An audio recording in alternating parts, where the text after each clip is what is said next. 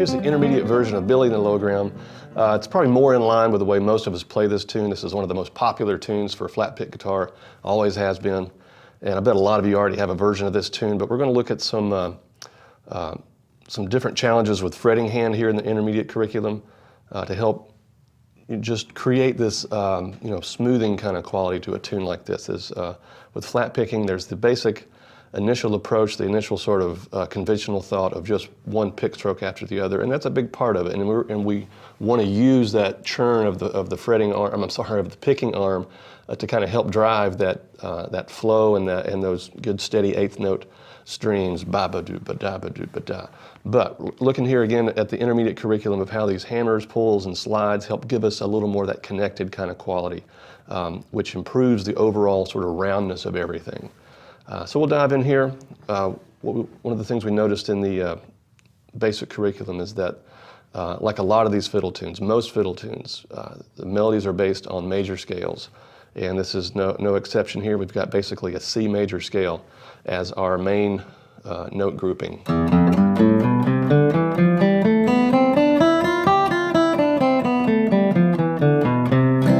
So all the notes of Billy in the Lowground are going to come out of that scale. And also, the reason that we pay attention to that is that a lot of the notes that we can add for embellishment come out of that scale as well.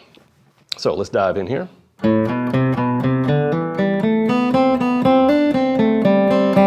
So already we've got a couple hammer-ons in play here. If I didn't use those hammer-ons, it would sound like this.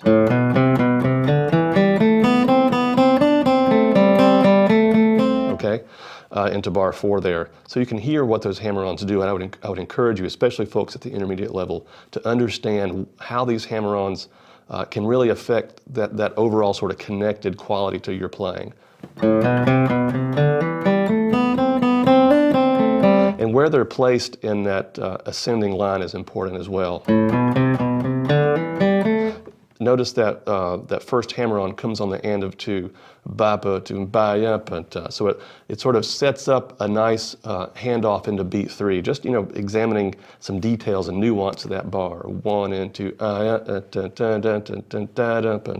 so that's where that sort of sense of cadence, and the more we learn to develop based on being rhythmically informed and allowing those that sense of pulse to kind of help drive and give us something to settle against. A lot of times when we're thinking about trying to settle the picking motion, the metronome gives us very specific spots to work with and practice with. But when we're away from that metronome, that developing sense of trust is what we're going to want to have in a jam session or on stage, hopefully.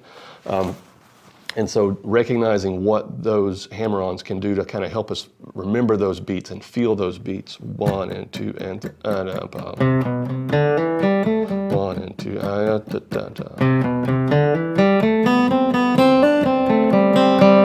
okay, so it really gives a certain character to the sound versus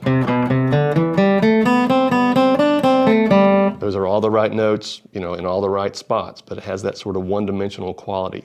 And we're always looking for that inner dynamic, that literal sense of flow and arc and the shape of this melody. So it gets us into bar 4. Here we're using some syncopation here with the pick. In that first bar 4, we've got a downbeat on that first hammer-on. Beat 1, a down stroke. So 1, and we're not playing beat 2 here, but I'm still going to honor that with that good churn, never stopping that picking motion. Right? When I dedicate myself to that, that's that never stopping essential little engine of the playing. That's what sort of helps that syncopation have its rightful spot. Boo boom ba doom ba. It's how when I lay that back in the groove, it feels really good.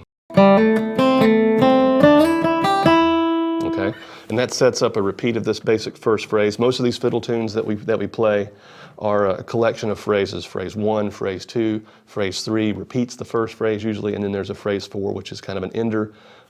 Sometimes a little more of a green light to stretch out improvisationally.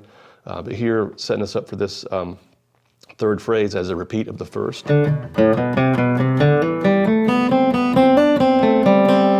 up for the last phrase. Okay, so that's the first time through the A section. Just to recap, all these notes are at a C major scale, and some of these specific phrases are sort of built right out of that major pentatonic. So as we cover a lot here, if we can commit ourselves to that certain muscle memory that comes out of rehearsing, practicing scales rhythmically, deliberately, we sort of train our fingers to get into the right spot. And when our whole fretting arm is good and supported, and supportive of those fingertips, then we're always in line to make good, consistent tone. We've done the homework and done the sort of essential ground layer establishment of where fingers can go consistently. It's a big, putting a lot of this stuff to work here in the intermediate curriculum.